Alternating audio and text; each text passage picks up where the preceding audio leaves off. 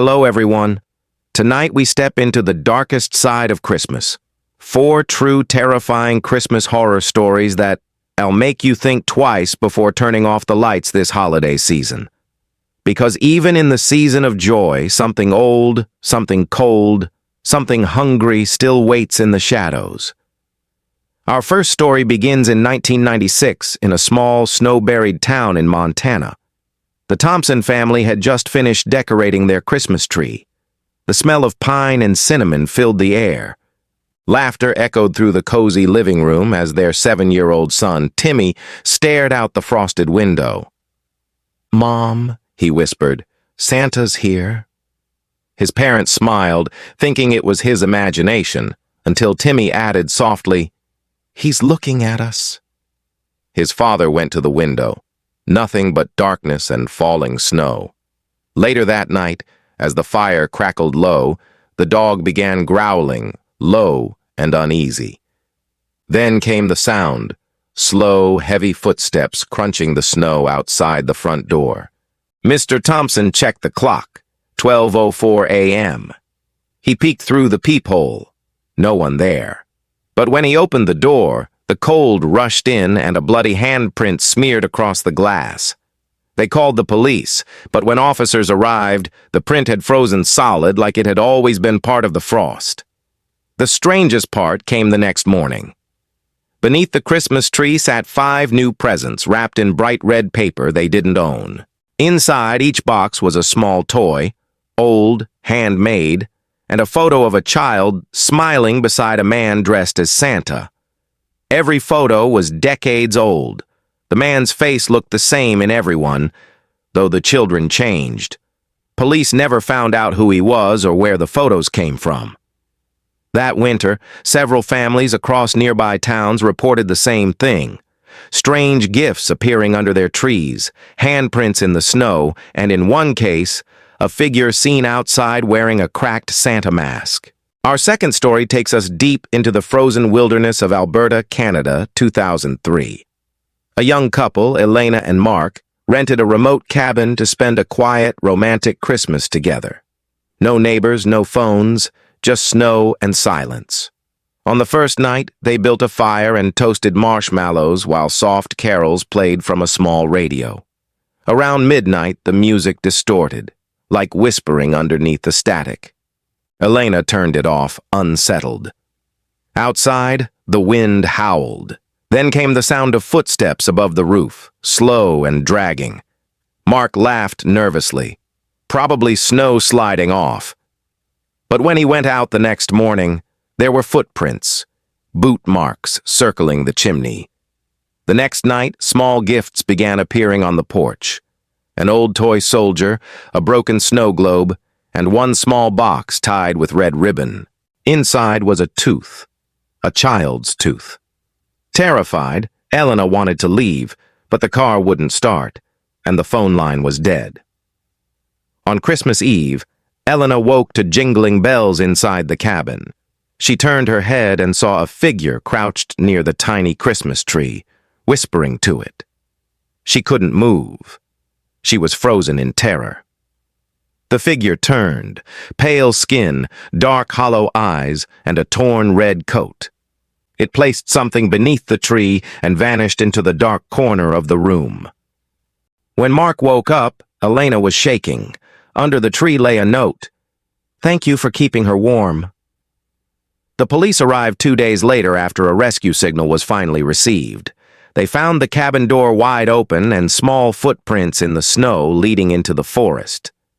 Nearby, they found a frozen teddy bear, decades old.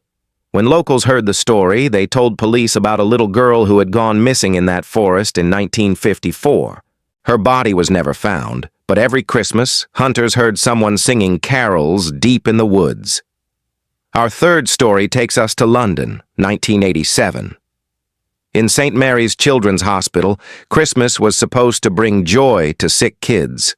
Nurses decorated the halls with garlands and paper snowflakes, but those who worked the night shift knew something was wrong with the pediatric ward.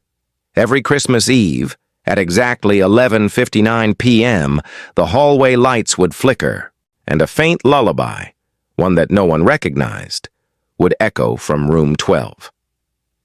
That room had been closed for years. Nurse Claire didn't believe in ghosts, so she volunteered to stay behind that night. At midnight, the lullaby began again, soft and distant. She followed the sound down the dark corridor, past the empty beds, until she reached room 12. The door was slightly open, light spilling through. Inside, the room looked freshly decorated. A tree in the corner, tinsel on the bed, a candle flickering beside a small snow globe. Claire stepped inside, her breath visible in the cold air. "Hello?" she whispered. The candle went out. Suddenly, the snow globe started spinning on its own, and tiny voices whispered from within. "Thank you for remembering us." The door slammed shut, trapping her inside. She pounded and screamed until other nurses came running. But when they opened the door, the room was empty, dusty, and cold. Claire was standing there, frozen, holding the snow globe, tears streaming down her face. The next morning, she resigned. Weeks later, security reviewed the footage. For 10 full minutes, Claire wasn't visible at all. The camera only showed flickering lights and small handprints forming on the glass walls. To this day, every Christmas Eve, the snow globe reappears on the empty bed. No one knows how it gets there. Our final story happened in Norway, 1972. A widower named Olaf lived alone in a mountain cabin after his wife, Astrid, passed away. Every Christmas, he decorated their old tree, placed 2 gifts beneath it, one for him, one for her, and wrote in his journal about how much he missed her. But that December, strange things began to happen. The candles wouldn't stay lit. He'd wake to find all the windows open, though he'd locked them tight. One night, he heard humming outside, his wife's favorite lullaby. When he stepped outside, he saw faint footprints in the snow leading to the edge of the forest. The next night, he dreamed of her calling his name, saying, "You forgot my gift." On Christmas Eve, he placed a small silver locket under the tree, the one she used to wear. At 3 a.m., the tree began to shake violently. Ornaments crashed to the floor, and he heard a woman's laughter echoing from outside. He wrote one last journal entry. "She's at the tree line. She says she's cold." The next morning, the neighbors found his cabin door open, snow covering the floor. Olaf was gone. They searched the woods for days. What they found was haunting. 2 figures made of ice, standing hand in hand near the trees. One had a ring frozen into its surface. When they returned to the cabin, the tree was gone, uprooted, and in its place were 2 wrapped gifts. Inside one was a lock of Astrid's hair. Inside the other, Olaf's missing wedding ring.